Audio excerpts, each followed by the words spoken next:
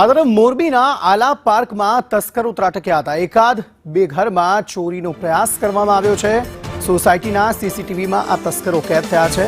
જોકે લોકો જાગી જતા તસ્કરો ભાગી છૂટ્યા હતા। આ ઉપરાંત પોલીસના નાઇટ પેટ્રોલિંગ પર પણ આ મામલાને લઈને હવે સવાલ ઉઠી રહ્યા છે। નિલેશ પટેલ વધુ માહિતી આપી રહ્યા છે। નિલેશ, તસ્કરો ત્રાટક્યા હતા, ચોરી થઈ છે કે નથી થઈ તેની કોઈ માહિતી?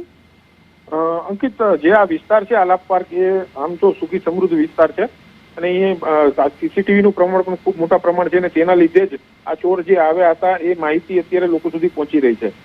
જે આ આલાપ પાર્કમાં જે 4 જેટલા ચોર આવ્યા છે એ એટલા હોશિયાર છે કે પોતાના ચંપલ પણ હાથમાં લઈને ચાલી રહ્યા છે કે જેથી કોઈ અવાજ ન આવે। લગભગ 1 થી 2 ઘરની અંદર એ લોકો અંદર ઘૂસ્યા છે, પરંતુ અંદર ઘૂસીને ફાફાફોડી કરતા હતા। એક દરમિયાન ઘરમાં અંદર રહેલા લોકો છે એ જાગી ગયા હતા। જોકે એમનો દરવાજો જે રૂમનો છે એ લોકોએ બહારથી ચોરે બંધ કરી દીધો હતો। ચોરી શું થયું છે કે શું નહીં એ બાબતે અત્યારે હાલ પોલીસ તપાસ કરી રહી છે, પરંતુ હાલમાં તો એવું લાગી રહ્યું છે કે જે રીતે લોકો જાગી ગયા હતા તેથી માત્ર ચોરીનો પ્રયાસ થયો છે, પરંતુ પોલીસના નાઇટ પેટ્રોલિંગના દાવા છે એ આમાં ક્યાંક પોકળ સાબિત થઈ રહ્યા છે। અંકિત, આભાર સમગ્ર માહિતી આપવા માટે।